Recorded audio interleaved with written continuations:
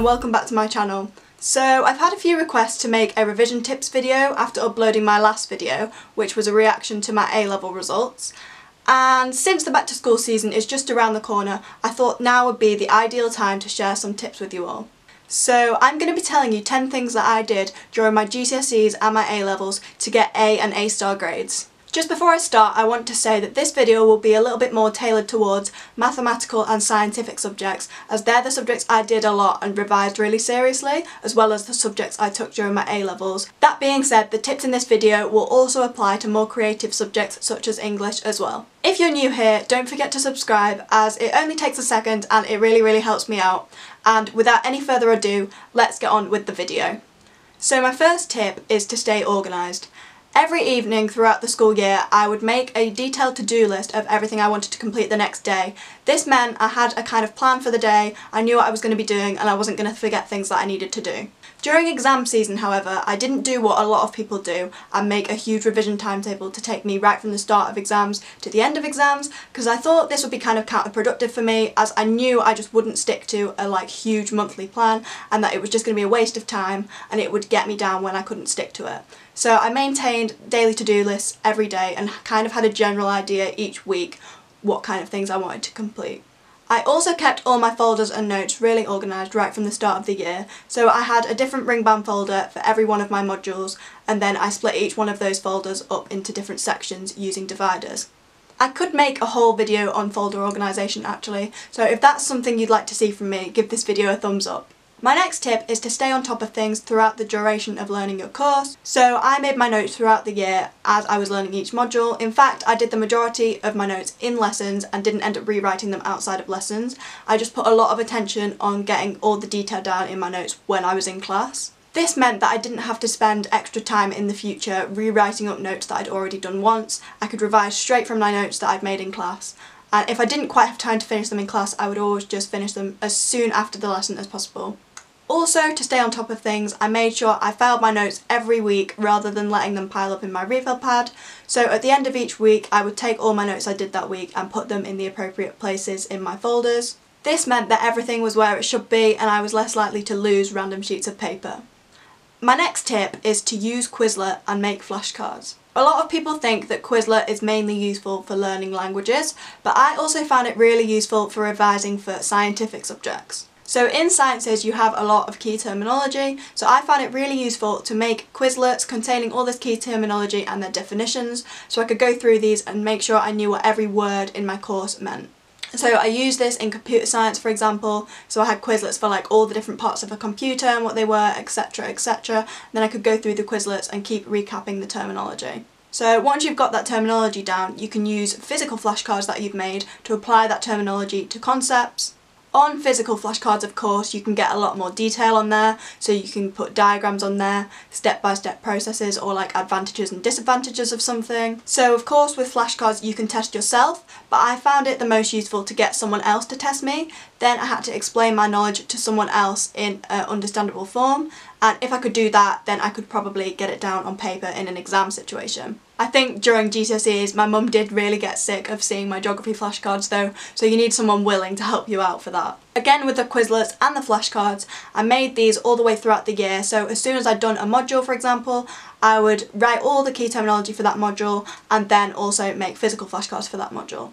And I would do that as I went through the year. Then each term I would recap the Quizlets and flashcards that I'd already made to make sure that I was keeping on top of the course. This leads on to my next tip, which is pacing yourself with revision. I think this one is really important, because if you start revising early on, you can go over things again and again and slowly build up what you're revising throughout the year, and then by the time it gets to near exam season you will have gone through most of the topics once or maybe twice already, and you'll find it so much easier to get all the content really nailed during exam time.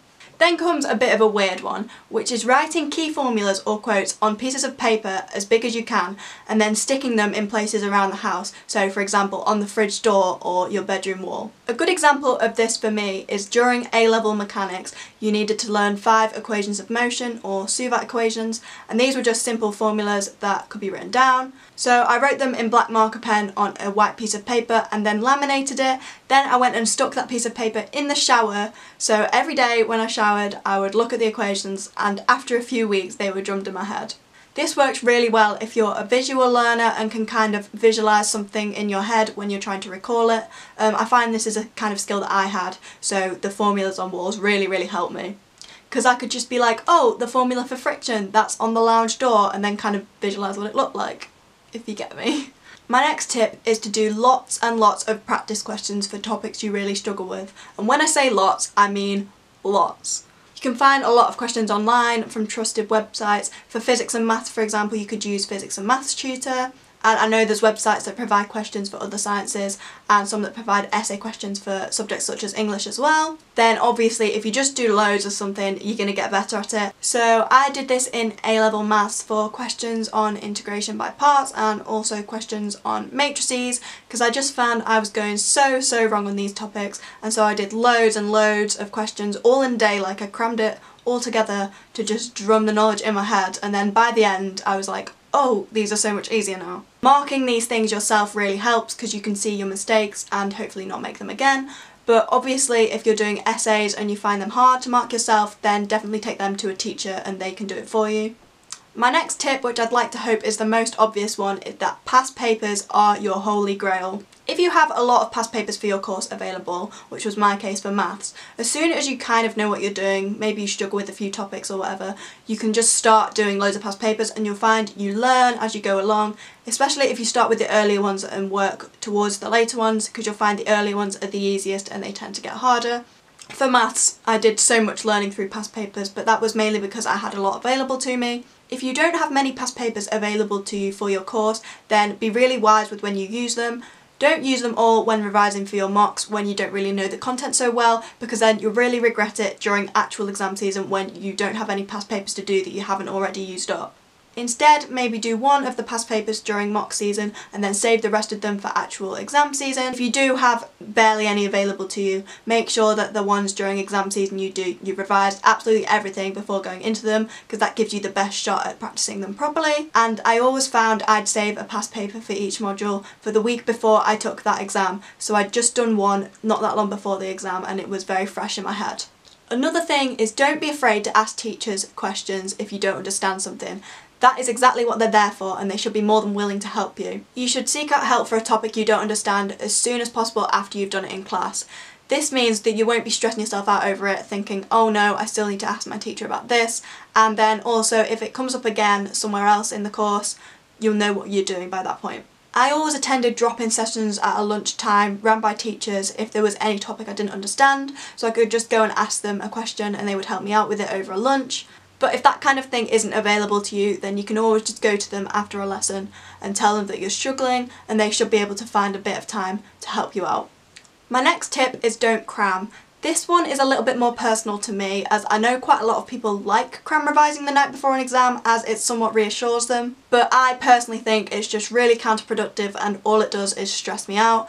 My time is much better spent trying to relax the night before an exam, just chilling out, forgetting about it and watching Netflix, because the last thing I want to be is stressed. I'm also kind of in the mindset that if I don't know something the day before an exam, like, I'm just not going to know it for the exam, so what's the point? But that one is just my personal opinion. If you want to cram before the night of an exam, go for it, but I would just recommend that you don't, because I never did and I turned out fine. The final piece of advice I have revolves around a bit of a controversial topic in the study world, but it's definitely something that a lot of students stress out about. Again, this one is just down to my opinion, but I personally think that the amount of time you spend revising isn't absolutely the be-all and end-all. Of course, I'm not saying you can just do the odd hour here and there, like once or twice a week, and get amazing grades. That is not what I'm trying to say. But a lot goes around that, like, you've got to do 8 hours of study both days every weekend, or you've got to do like 2 hours of study for every hour you do in lesson. Take that kind of stuff with a pinch of salt. Personally, I rarely did any 8+ hour study days, and I know you see people doing like 14 hours in a day, which is absolutely crazy. Like, the fact they're able to do that is absolutely amazing. But personally, if I got about 6 hours of revision done, that was like good going for me. On some days I only did like 3 or 4, and especially on days after school, if I was tired I would do 1, sometimes even none, and that is okay. Be sure to give yourself breaks and not completely burn yourself out, because that isn't going to do you any good at all. I took some days off to go shopping, to chill out. Other days I just did a tiny bit of work because I wasn't feeling like it, and that was what was good for me. And then of course when I did choose to do like 7 hours of studying in a day, I would make sure to take big breaks, otherwise I would kind of go a bit insane. So as long as you revise efficiently, you can get everything done in less time, and you don't need to stress about how you've got to revise like 14 hours every single day, because it's just not going to happen. Of course you should push yourself, but if you're finding yourself really tired or crying or just really not wanting to do it anymore, then you're better off just stopping, because keeping going will just negatively impact on your mental and physical health. Don't use this as an excuse to just not revise at all, but be real with yourself, set yourself realistic goals, and don't tell yourself you're going to do hours and hours and hours every single day, because it's just not realistic and honestly just not needed.